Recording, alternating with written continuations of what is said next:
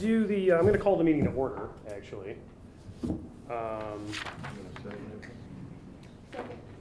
Yeah, I just called it to order, it's fine. All right, and then before we actually get to the budget presentation, let's move through some regular business here. It appears we have a resolution from the budget director. You want to explain this one? I'll introduce it.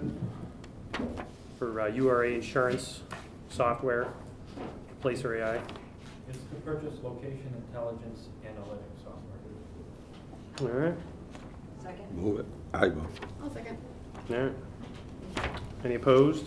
I didn't see it before I got here, but I guess it's okay.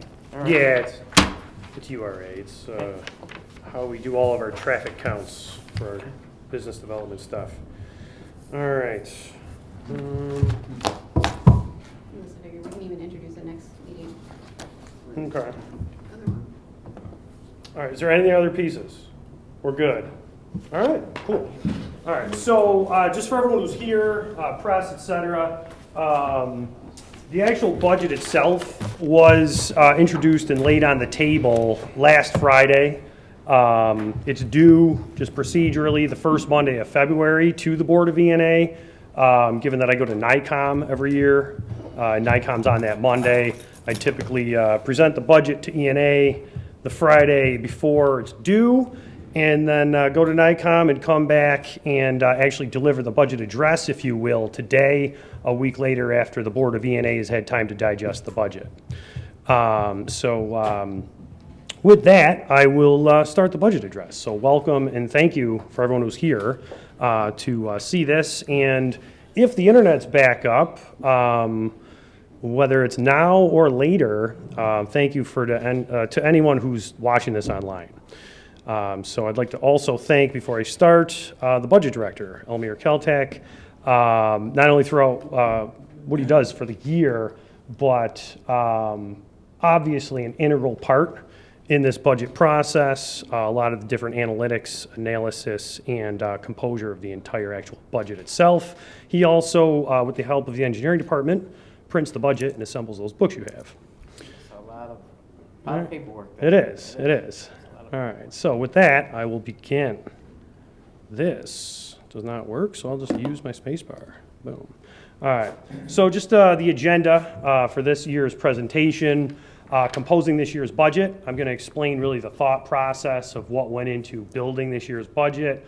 Then the next two agenda items are the new boilerplate, if you will, the financial position and annual estimate assessment template that I created back in 2024 that I use to present all of the metrics of how the city's doing, and then also how the annual estimate goes together by the numbers. Revenue growth and expense management, that's something we've been working very hard on over the past 2 years. Some of that's finally taking hold and helping us reduce that pressure on the property tax levy. And then business, community, and economic development. Last year I had a slide called Igniting Momentum. A lot of those things happened. A lot of those things are going to break ground, and they're in movement right now. So I wanted to talk about a few of those because they really do take part into the overall, economic development, which drives our economy in Utica. So composing the fiscal year 27 budget. These are actual screenshots of the work that the budget director and I were doing. Also, the controller's office, Frank Miola, Deputy Controller Diana Corey also assist quite a bit with a lot of the audited numbers and what's on the books year over year for us. So this is a real viewport into what we were doing. So to put this budget together, a little different than the first 2 years. What we had at hand now was 2 years of us kind of running the budget. Intra-year, now planning 2 budgets. The first thing we actually did, however, was take the council's approved budget from last year, every single number, and drop that right into the mayor's proposed column across all expenses and revenues. We wanted to start square from where the council left off on that council approved budget. Then we went over every single budget cut, every amendment that was passed in collaboration amongst the Common Council and the mayor, everything that passed. So all those amendments, all those budget cuts, right? And we assessed each one. We looked at the actuals over the fiscal year 25 and fiscal year 26, which is the year we're in now, to see what those cuts really looked like and if they were proper, and if we could sustain them again. A good example, just going to throw it out there, was salt. The salt budget was cut down to $500,000. This year, we're already well over that, and everyone who's been outside this winter knows why. Then the council action asks, right? So the council is a big part of the budget for two reasons. One, they are the final approval on every single thing in the budget. After that's passed, my job as mayor is just to run the city based on that budget, right? But then throughout the year, they are the representatives, right? The council members are the Joe Griffos and Marion Buttonshans of local Utica, New York. So they come to my office and my departments every day with things like, we need a sewer fixed, we need signs, we need to work on X for constituent Y. All of that actually costs money. So one of the things we've been paying attention to as well are things that were cut versus things that really come from the people, right? The council represents the people, that's where those requests are coming from. Then the administrative actions that we had to take. There's a whole host of things that we've done, which I will outline in this budget, and I'll get to every single one of those. Real-time environmental changes, right? Winter, that's a huge one. When you look at the winters we've had over the past 2 years, but you want to look at the actuals of how much salt we used and how much parks and DPW overtime we used in the winters preceding 2024, it's a stark difference. 2023, we were out for snow events 8 times. 2024, over 50. This year, over 80. The amount of time, and time is money, that we're putting into actually dealing with winter right now is astronomically higher. End of year actuals tracking. So this is huge, right? I can propose estimates. The council can do their best to figure out what those estimates should be, the way they want to finalize the budget. But then the reality is things happen, right? Things break. Salt, sometimes we need more of it. Or something crazy might happen, like the governor issues a state of emergency and says you can go out of contract for salt. You can't get any from your actual contract at OGS, and then you have to pay $20 more a ton, and there's nothing you could do about it. Those are types of things that pop up throughout the year, and when you go through the actuals, if something was under, you have to figure out, okay, did we really need that money in the first place? If it's over, why? Was it actually need, or did something break? Did you make a mistake? Because if something broke and you broke it, you got to fix it, and if you make a mistake, you shouldn't do it twice. Budget monitoring, 24/7, 365 budget monitoring. One of the really nice things about having Elmira Keltec in the office upstairs, having a purchasing agent upstairs, having a controller's office that prior to Frank Miola and now with Frank Miola wants to work with us to actually look at our purchases, our expenses, what we're actually doing day in and day out. It does help when you prepare the next budget because then it's already in your mind. You can almost feel what's going to come. Financial position. Okay, the FY 25 audit just came in a couple weeks ago. Just so everyone's aware, if you aren't familiar with how the audits work, fiscal year 25 ended March 31st, 2025. You have to close the books. The auditors do that. When you're looking at the audited numbers, you're not looking at the audited numbers previous to the budget year you're presenting. You're looking at the audited numbers of 2 years ago. So the budget that ended prior. We're currently still in the budget year in between this audit and the one I'm presenting. So we had a change in fund balance, okay? The fund balance did have a net position in the negative, right? So we did post an $881,000 deficit. End of year fund balance is $10.8 million. Now, what's good about that, even though it's still a deficit, the council adopted deficit spending, right? When the budget passed last year, there was an adopted deficit spend of $2.8 million. What we did throughout the year, whether it was chasing rebates for prescription drug coverage, or making sure we're not overspending accounts, or bidding things out twice so we could save a little money, no matter what it was, we actually got that deficit down from $2.8 million, which was with the budgeted deficit, to $880,000. That's an actual difference of $2 million. If we didn't do that, our fund balance at the end of that fiscal year would have been $2 million less. It would not be sitting at 10.8. And if you go look at last year's budget proposal, you'll see that reflected in the forecasts. Financial position. Now, this is very important. I'm going to keep going all the way back to when this city had $0, okay, when we were literally posting just negatives and it was a disaster, right? A lot of things went on in 2012. Tax raises, public safety got cut, DPW got cut by almost 2/3, a whole host of things to make the city more manageable, okay? Throughout those years after that, you see that we started posting surpluses and rebuilding that fund balance. At the end of 22, which was March 31st, 22, that was our peak.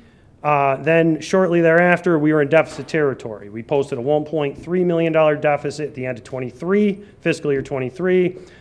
Year before I came in, we posted a 1.1. As I just said in that previous slide, we planned a $2.8 million deficit. We got it down to 881, so we're going in the right direction. The whole goal is we have to claw the city back into surplus territory. We cannot keep burning cash.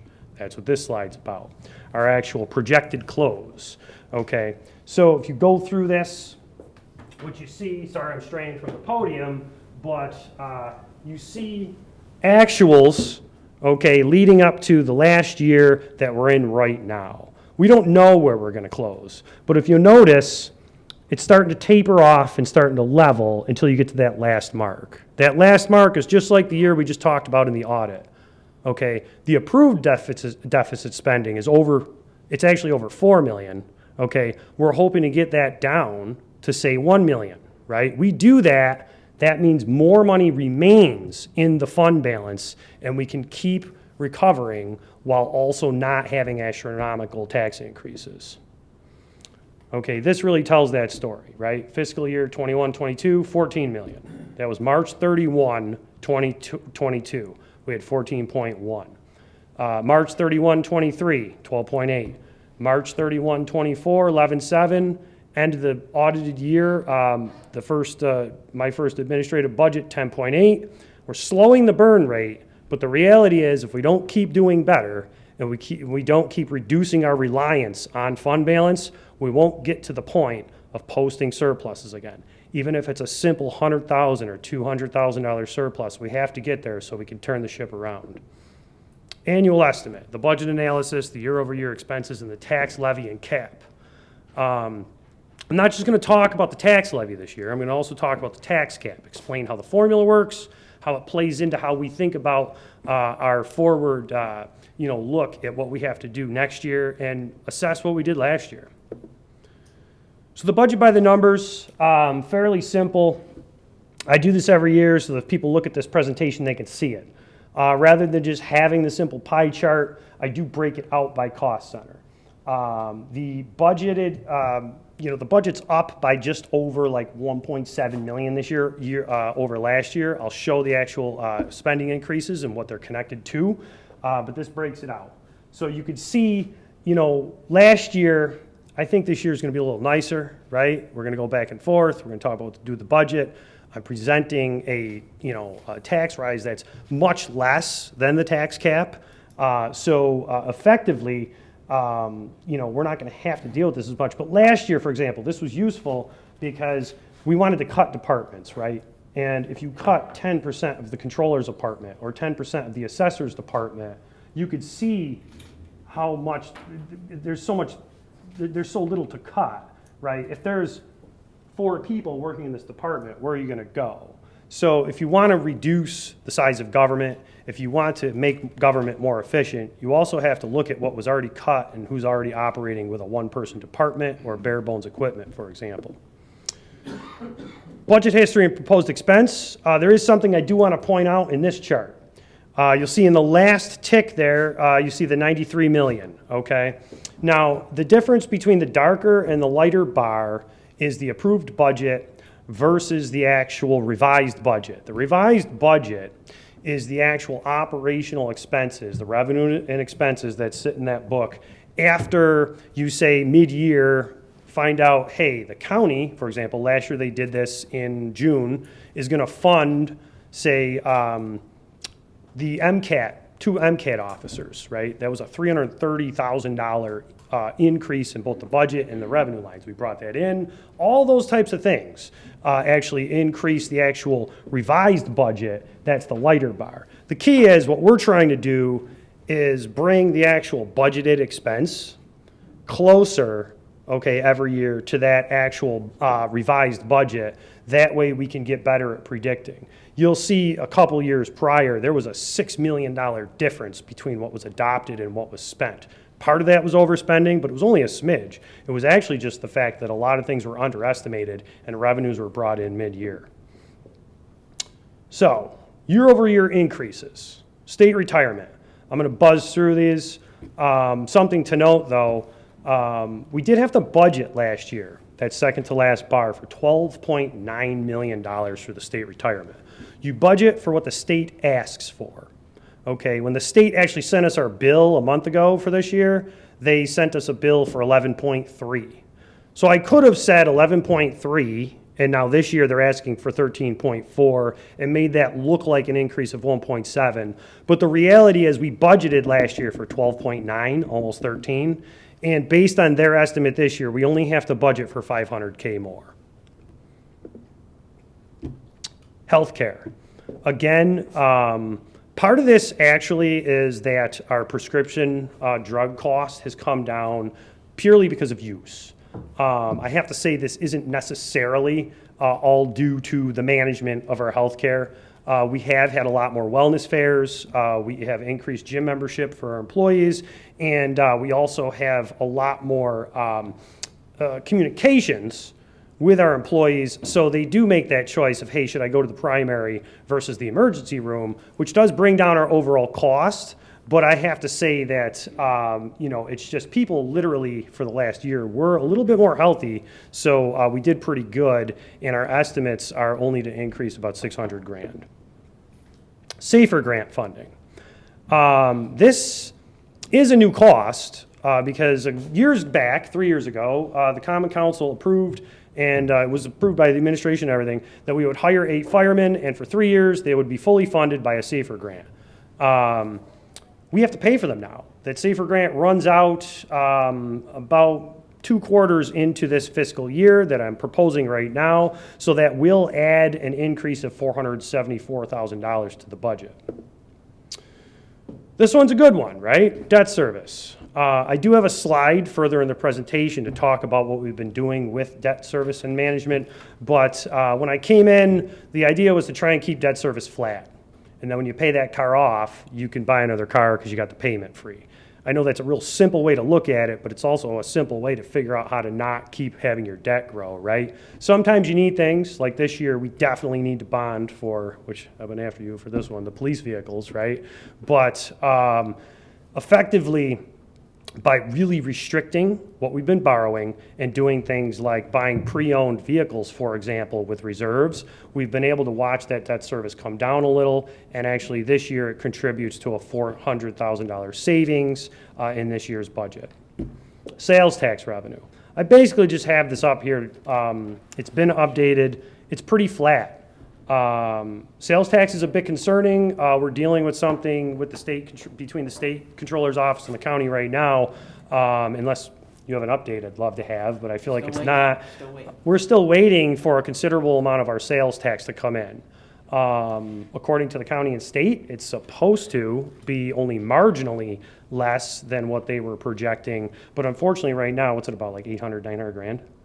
Yeah, so we're hoping that bill gets paid, but we'll see what happens. But that is why we're really keeping a hard line on not projecting sales tax growing. It isn't. All right, so I want to total it all up for you, right? Total increase in major expenses.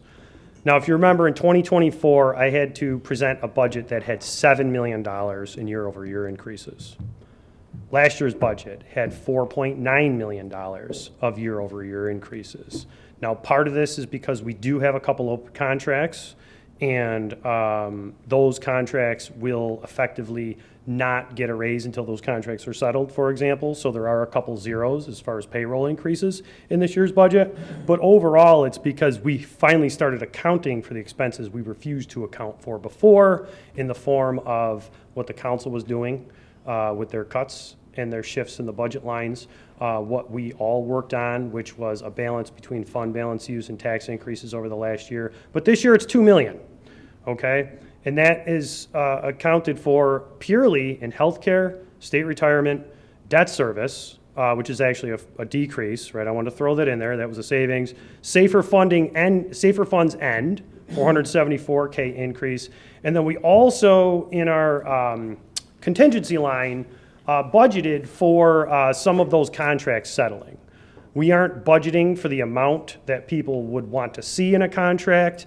Basically what we did was go across all the contracts and budget for, say, half of what we might get in a settlement across those contracts. So at least we have a cushion so that if we settle those mid-year, we don't get completely hit by that actual increase. Now, what's interesting is it's a $2 million increase, not accounting for National Grid increases, and everyone knows that's huge. The city has to pay National Grid. We also have solar contracts that doubled, right? Our energy also goes up. Doesn't account for salt, and doesn't account for material costs when we have to buy parts.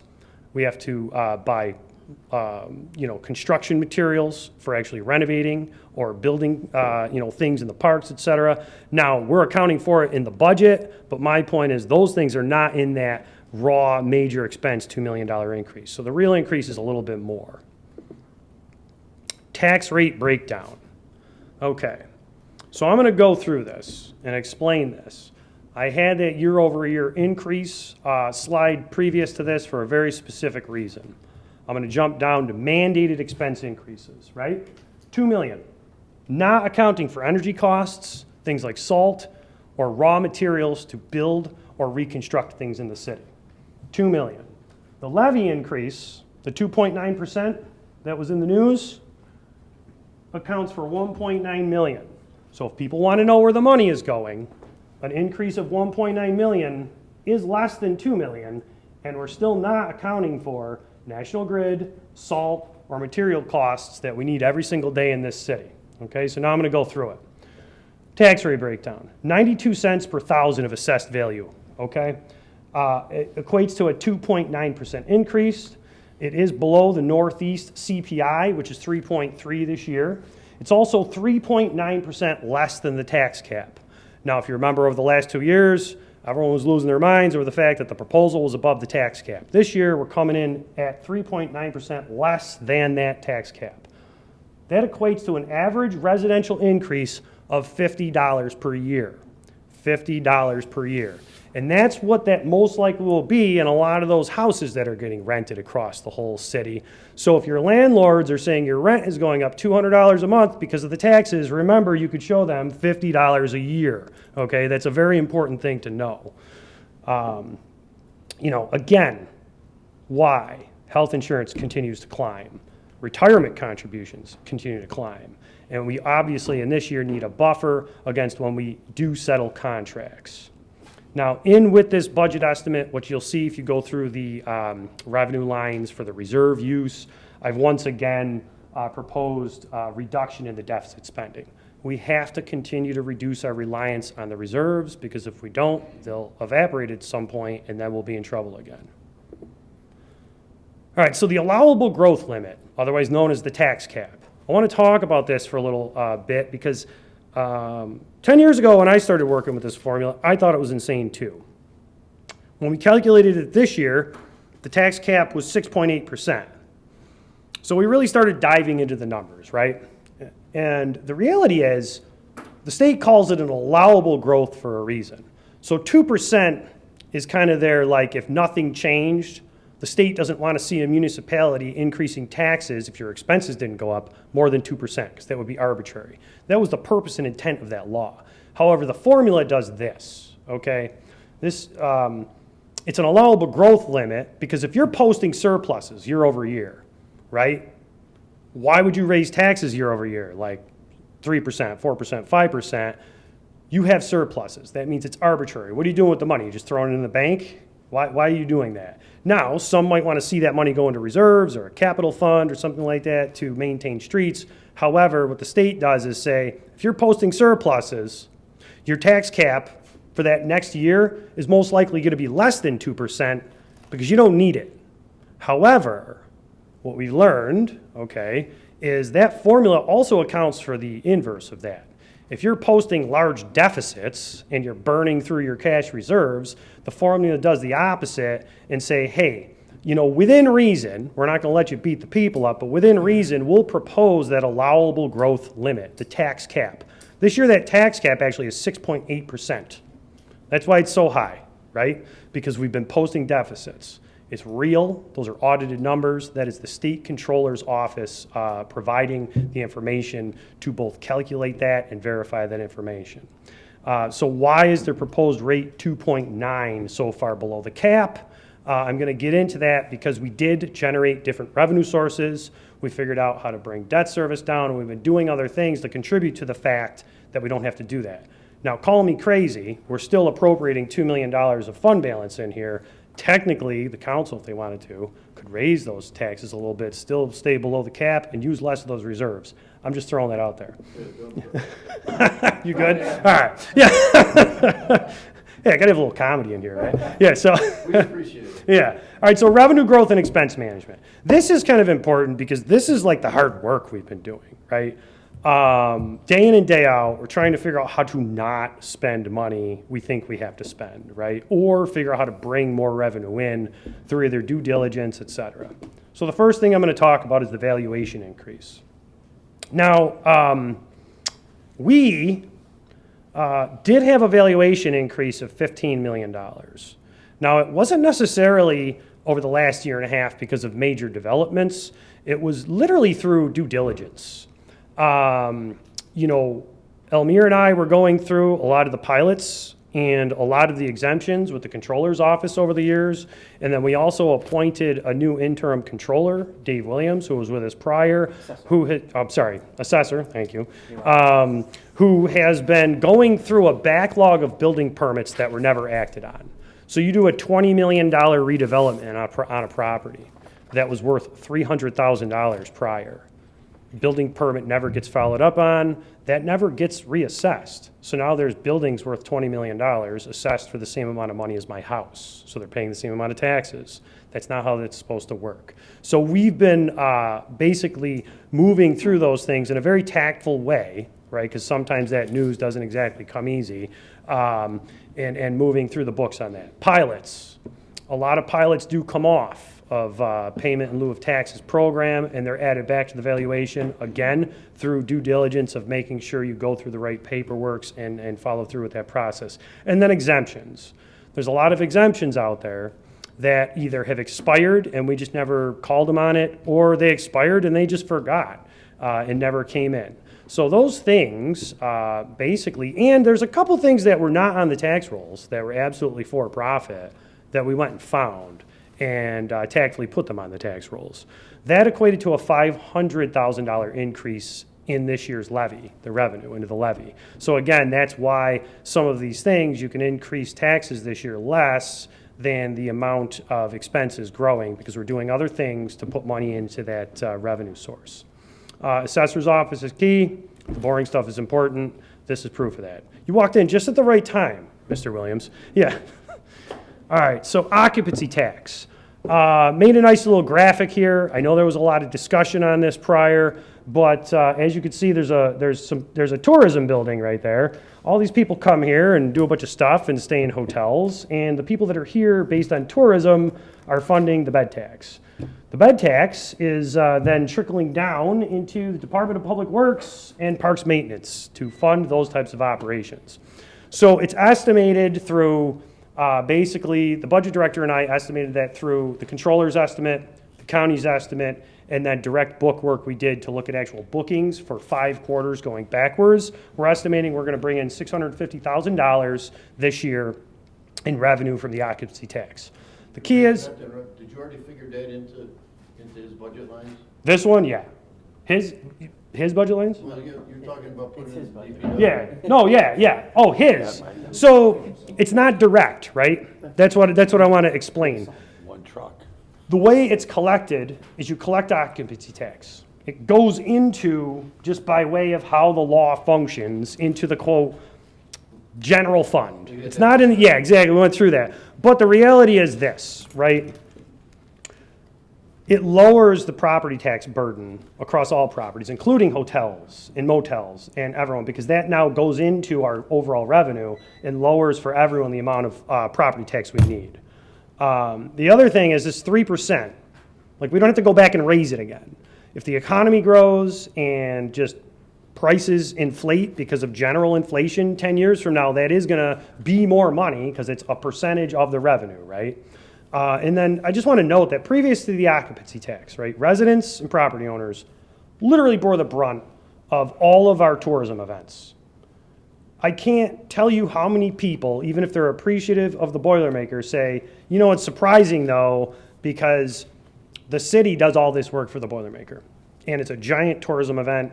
We're paying for it. Well, we're no longer paying for it. That is, every single person who comes to the Boilermaker and stays in a hotel is now helping to fund the occupancy tax, and that goes into our budget and assists in paying the actual revenue lines, which fund Department of Public Works and the DPW and the Parks Department actually setting up for, assisting with, and dealing with the Boilermaker afterwards. And that also goes for police and fire as well. With the occupancy tax, we're supporting it, right? We don't have to question, hey, should we go and put up those signs for the hockey tournament in Utica? No, we don't even have to question it. We don't have to say, hey, we should do it because we got to do it, right? Now we have a reason to. That tournament is bringing revenue in. We can connect that. So when people question us, we could say we did something to account for that. Debt service. I do want to go over debt, okay? Now, I'm pointing out these numbers to show the stark difference in what we've done because we basically just had to put on the brakes. But I have to say, if you go through the debt that I'm outlining, there's a whole host of things that we absolutely needed to do, right? However, I do want to show this, right? Prior year's debt caught up with us. A lot of the debt we were issuing, we weren't actually spending the money yet until very late in that last administrative term, which is why you saw debt service scream from $5.5 million up to over $8 million just over the course of a year and a half. 2020, 2021, 2022, 2023, we took out 4.4, 11.6, 5.5, 11.2 million. Those are millions. That's not accounting for paving. When we came in, as much as we wanted to do some much needed capital improvements, we had to put on the brakes. So in 2024, we issued 1.1 million, and I don't believe we did any other than paving last year. So 2026 and beyond, we're really just being hawks with the debt service. We're projecting out that if we took out no additional debt other than what is typical, like a paving, et cetera, our debt service is going to continue to go down, which is why we have a fiscal year 29 estimate of 7.6 million, for example, for that debt service payment. So there's light at the end of that tunnel. Reducing the property tax burden. Okay. All of those things that I outlined, where we either saved money or reduced expenditures, or we brought in new revenue sources like the bed tax, or we're just monitoring our debt service and making sure we don't take out new debt until certain debt rolls off. Just across this year, legitimately $1.6 million of relief for the property taxpayers was achieved. That number purely comes from adding up three things: debt service savings, bed tax revenue, and the amount of money we're bringing in on the valuation being increased by $15 million. If we did not do that work, if we did not take part in the due diligence to just be fiscal stewards, we would be sitting here with a tax rate increase of 4.5% more than that 2.9. Because if you divide 1.6 by how much you need to raise, it would be a 4.5% more. So it's really important to remember that even though expenses continue to go up, One of the biggest ones is National Grid for us, right? That just screams second to retirement contributions, right? We have to do what we have to do and make sure that we stop putting all this pressure on property tax. Long-term mindset, near-term corrections, common sense savings, and city management. Everyone kind of joked around about it at first, but they see the trucks all over the place now. We bought 2 plows from Auctions International. Those plows would have been about 250 grand a piece. We would have had to wait 3 years for them. I know I'm iterating through things that maybe you've heard before, but the reality is we spent about 50 grand on them. And we don't have a debt service payment. And they're out there right now plowing, salting, removing snow, and doing all those things, okay? The Zamboni. We built an ice skating rink and did not buy a Zamboni. So when I took office, we had to figure that out, right? We had to reopen the ice skating rink. There was no Zamboni. That was another $150,000 cost. We worked through another municipality and bought one for $16,000. Again, pre-owned. Was it new? No. Does it work? Yes. Our ice looks just fine. Just those 3 purchases, we did not spend $540,000 that otherwise would have been spent. Advocacy and representation for Utica to receive equitable state funding. That's why I go to NICOM. It's why I'm working with the mayors. It's why I've been in Albany so much lately. AIM, CHIPS, and SWAP funding. AIM and CHIPS exist. It's aid and incentives for municipalities. It used to be one of our major funding sources. It's still one of our big 3, but unfortunately it's been dwindling. Hasn't been adjusted since 2011.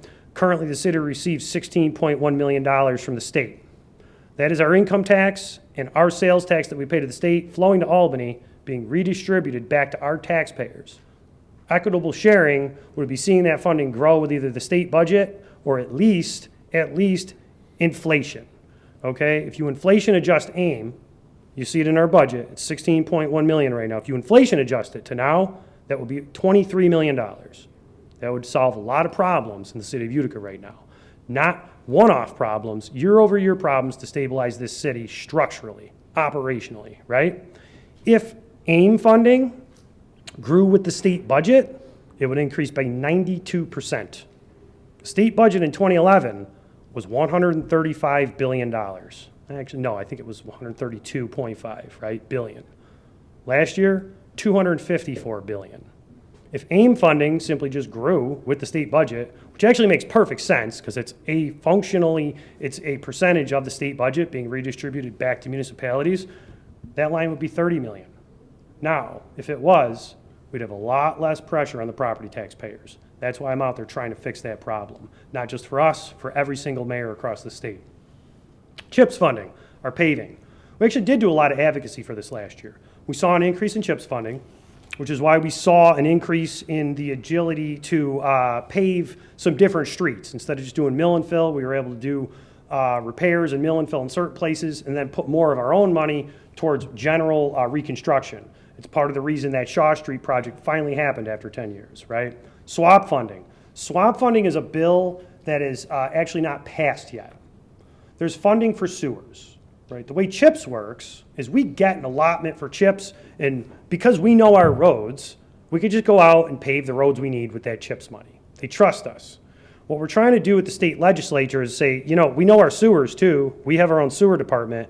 We'd love to do the same. So the state has a very equivalent amount of money assigned to which they could put in a swap funding type of source. What we're trying to do at the state level is say, listen, we're getting buried under sewer debt. We don't see it in our operational debt for the city, but if you look at our sewers department, there's a lot of debt sitting over there fixing our sewers. We would really like to see revenue come to the city so that when we're working on our infrastructure, maybe we could spend a little more money of the taxpayer dollars on those curb cuts, on the ramps, on the street lighting, on the things that look and feel and affect us every day. And while the sewers, we need clean water and we need to be able to flush our toilets. The funding exists. It's just a 2-year cycle to get it. We're trying to get them to release it like CHIPS, so every single year we can embark on sewer projects and just get them done for the city. Taking care of what we have before we build new. The ski lift and tow handle are a perfect example of this. While we just embarked on a very expensive snowmaking project, that was funded by a grant from the state. Everything's tax dollars, but the reality is the state showed up and said, you have $2 million for snowmaking. Spend it if you want it. If you don't spend it on snowmaking, we're taking the money back. So we put snowmaking in. The lift, however, was a different story. The lift needed a considerable amount of work. It was questionable whether the auxiliary motor was actually salvageable or not. And the quote was a total, tear down, pull the motor out, and send it somewhere. And it could be anywhere between $10,000 and $20,000 project just for that. We said, why don't we just check this out old school first? We looked at it. Let's try and tune it up. Plugs, wires, distributor, cap, rotor, all that, right? We do that. We rebase the timing. We got the thing running. So through community development and help from New Age Hot Rods, actually, who donated some parts and time as well, we were able to get the lift running without just tearing it down and saying, hey, let's tear this down and go look for a grant, which might have taken 2-3 years and it wouldn't have been operational. The tow handle, it's a mindset thing. We had a point in the snowmaking project where the excavation company and the installers said, it'd be really easy to just remove this tow handle because we need to run these pipes over here. And the prior mindset of the city was just get rid of it. That's why we had to do so much work extra on our snowmaking, actually. When we built the ice skating rink, they said, we don't need snowmaking anymore. Just dig all the pipes up. Just rip them up. Don't worry about it. So, luckily, Dave Short's out there. Nick Breidenbecker's out there. We have a new mindset where it's like, no, if you're saying rip something out, let's think about this for a minute. We obviously didn't do that, and that's a perfectly functional tow handle, which will be used in about a week. Would have been a very expensive project to put one back. Procurement policy and contract management. This is really important. If you look at the last couple of years of contract and supply, the amount of change orders has been drastically reduced. All of the work we do has account numbers attached to it. When we do pass change orders, we actually lay them on the table until said contractors or department heads who want the change orders come to us and explain what they're about, how much they're going to cost, and if there's going to be additional overruns. We really changed how we manage our contracts, which reined in a lot of expenses. I'm hoping, for example, when we're done with this snowmaking project, maybe we do have $100,000 left out of that $2 million grant because those pipes will run 5 guns and we only bought 3 to make snow. So maybe if we're under, we could buy 2 more rather than always planning to be over because we'll find the money. It's a poor way to run a city and we ended it, so I'm glad we did. Business, community, and economic development.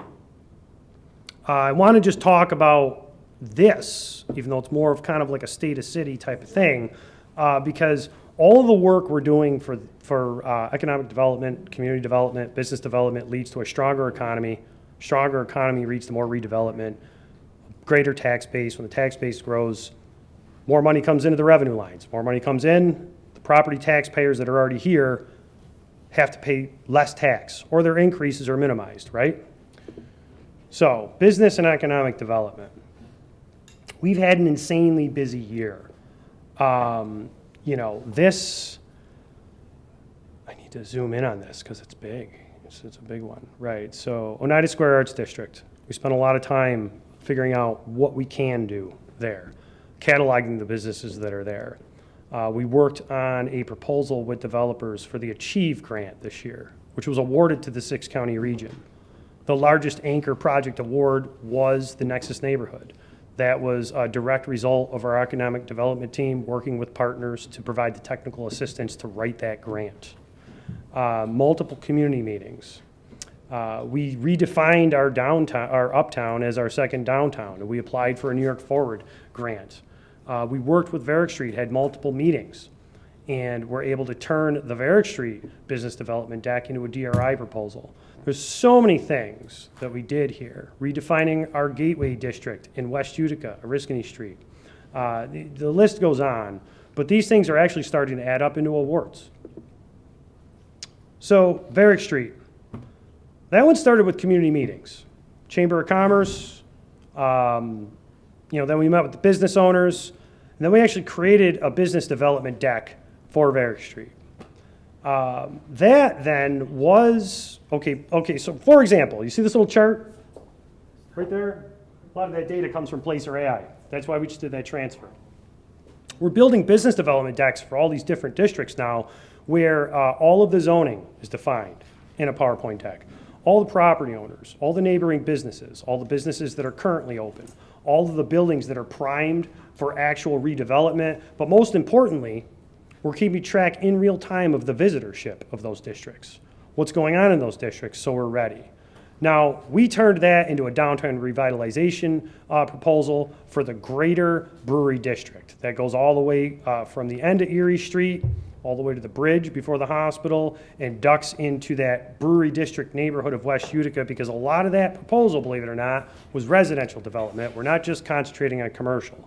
Something else I want to note, a team of developers came to Utica 2 weeks ago. This wasn't something where I was negotiating, whatever. I want my development team to be ready. Chamber of Commerce called and said, hey, we have someone coming into Varick Street. We need you to explain the neighborhood and what the potential is. Our team went down there with that deck, armed with all that information, all the traffic counts, all the real-time business data, the revenue that flows through that district, everything above. A week later, that person got a call that those developers do want to invest in Varick Street. Why? Because they were like, listen, this isn't even tied to a grant. When the city showed up, not only did they want to work with us, they were prepared with all of the professional data we would have to present to a bank, for example, for financing. That's the type of proactive preparedness I'm making the city ready for, so that when people have money and ideas, they can execute them in Utica. Uptown District, a lot of great community meetings. We applied for a New York Forward, okay? Now, the DRI and New York Forward, those awards have not been announced yet. Let's say we don't get them. That's what happened in 2024. We did not get the DRI proposal we applied for. It was all about weaving all of our prior work together as a civic center. What happened next? We reached out and said, all right, what happened? And we went through the application, and Empire State Development was like, actually, this was a really strong application. It was the second time you applied. We really wanted to award to a community that had not received a DRI yet. However, this is really strong. What do you want to do? We said, come in for a bus tour. We put everyone on a bus. We drove them around the city and showed them the entire application. That led to them saying, hey, could you have these people that were in the app apply for this grant for Hotel Street? Could you have these people apply for this grant? And also, you had some other grants for a Barnes AF planning. Why don't you make sure you do that? Make sure you apply for that grant to update your master plan. We did all those things, and we're now seeing those awards. I announced that a couple weeks ago, that based on the, quote, DRI application in 2024 that wasn't awarded, we just use that to then continue to proliferate and socialize the actual primed development we have in the area to both private and public sector. Oneida Square. This is a big one. I want to talk about this, right? March 2025, we put together an actual Oneida Square vision deck, similar to that Uptown District one I showed on the previous slide, the Varick Street one. We did one for downtown. We're going to be doing it for Bleecker Street, all of our commercial and residential districts. We started meeting with businesses one-on-one. Then we did a big public meeting, right? We did include $100,000 in the FY 24-25 CDBG funding source to actually start working on the actual physical infrastructure of Oneida Square. The reason I'm saying that is this map is what we are starting to assess. Now, the reality is this map, which we've proactively gone and said, what do we need to completely revitalize the city components of Oneida Square, accounts for about $550,000 worth of work. So the $100,000 we're already injecting into this, yes, it's 1/5 of what we need to achieve this, but it's a start, and it's a bigger start than has been made since Rafaro actually acted on turning that square into a circle. MWBE awards, right? Small Business Catalyst. We executed $165,000 worth of grants in May of 2025 as part of CDBG. This year, we're also extending and starting facade grants and doing some general business grants that aren't specifically tied to MWBE.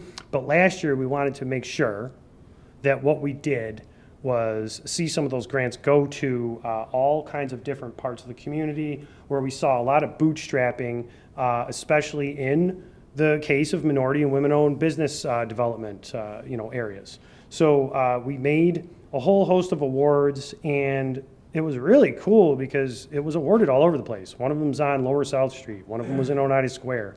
A couple on James Street.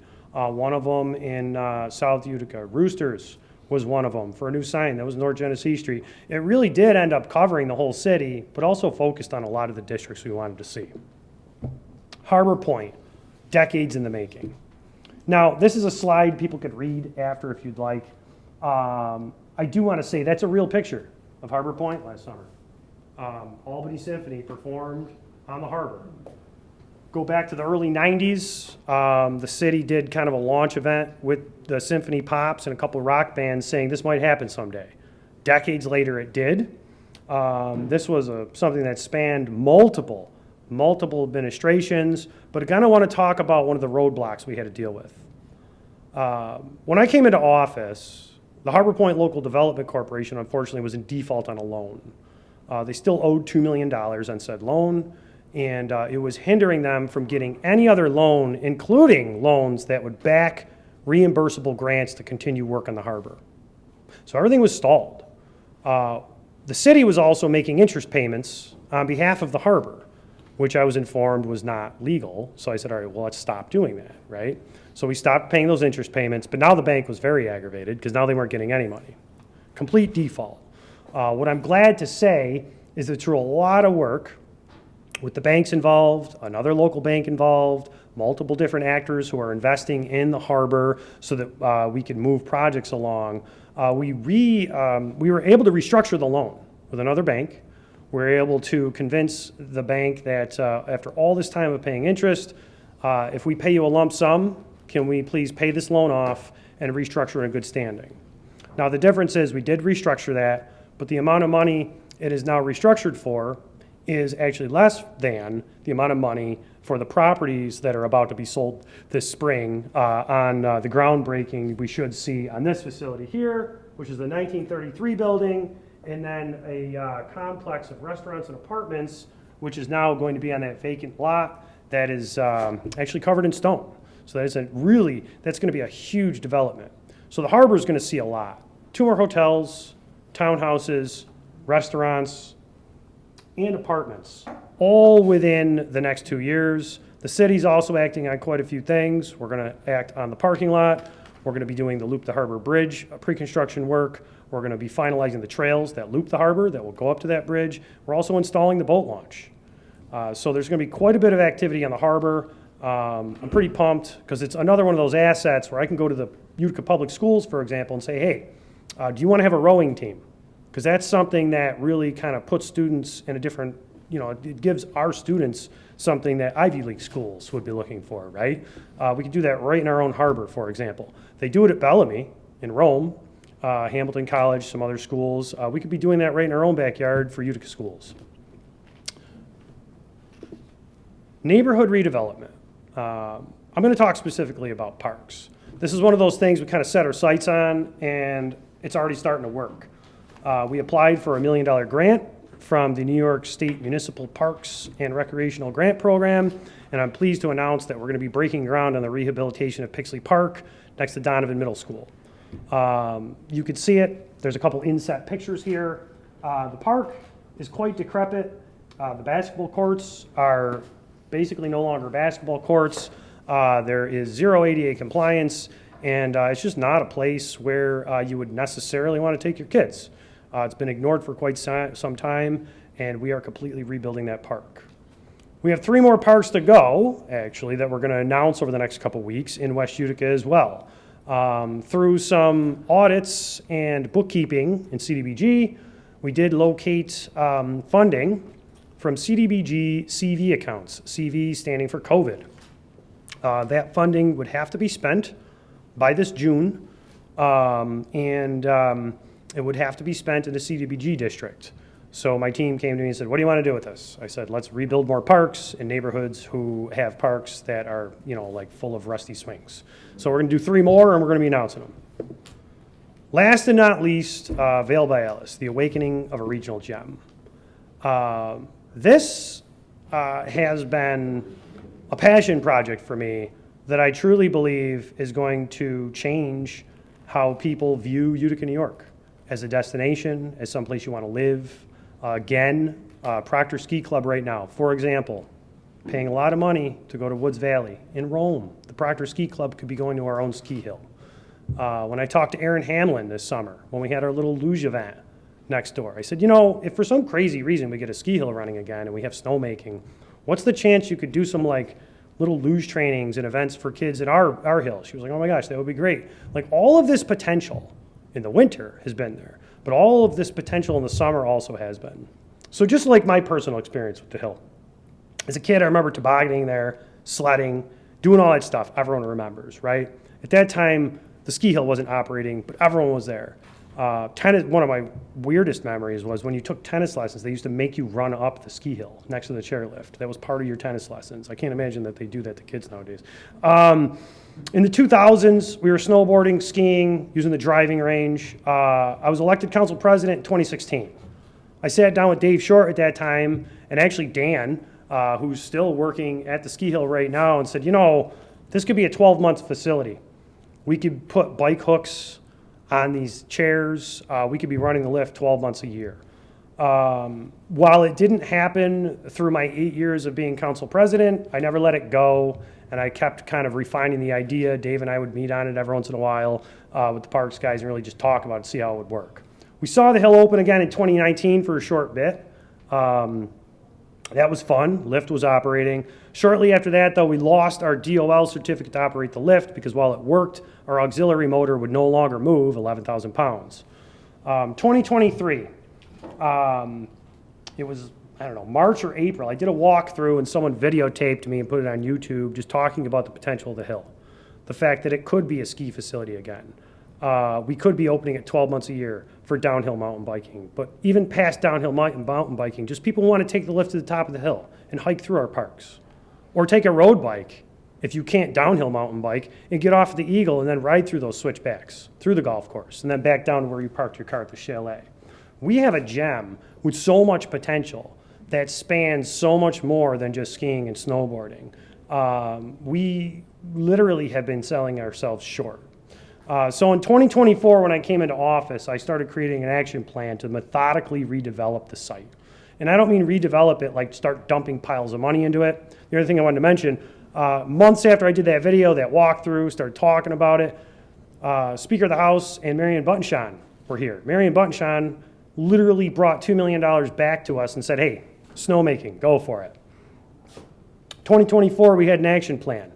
The action plan, unfortunately, was to execute a $4 million rebuild on snowmaking with a $2 million grant. So we had to go back to the drawing board on that. I'm happy to say that in the next slide, I'll show you that we're currently successful. But we're waking it back up. And I don't see why our municipal hill can't run just like Town of Webb's municipal hill. I don't see why our hill can't be where the youth programs, no different than the golf course, where kids are learning how to play golf, and they could just show up and their parents sign a paper. Well, guess what? The kids who want to walk to the ski hill maybe next year can walk to the youth bureau program and their parents can sign up, and now they're just walking in and they get a free lift pass and they start, just like the golf course, right? Just like we do for tennis, just like we do for everything, because Utica provides things for our youth. But we need this functioning, and we need it to financially function as well for it to work. So with that said, I do want to say February 13th, we're going to be open. And I'm going to hit play on this thing. Let's see. That's last night. So this is happening. It was not snowing last night, but it was definitely snowing at Vail by Ellis. So while this was a budget presentation, and I announced the tax levy and everything else under the sun, I did also want to go through the fact that we don't just have a vision to really take Utica to the next level. We're reassessing every bit of potential we have and providing catalyst to it so we can just hit a launch pad and take Utica in a whole new direction. So thank you.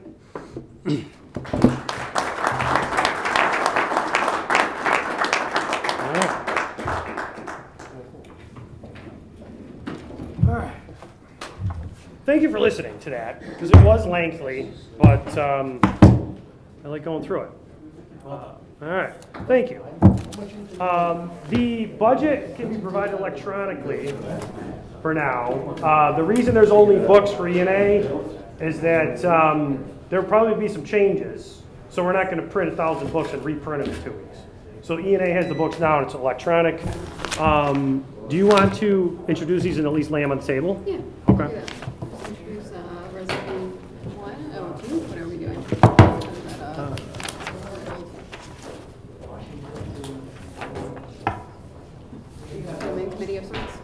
What's that? I think I just submitted it as one. You have to lay them on the table, there's no committee.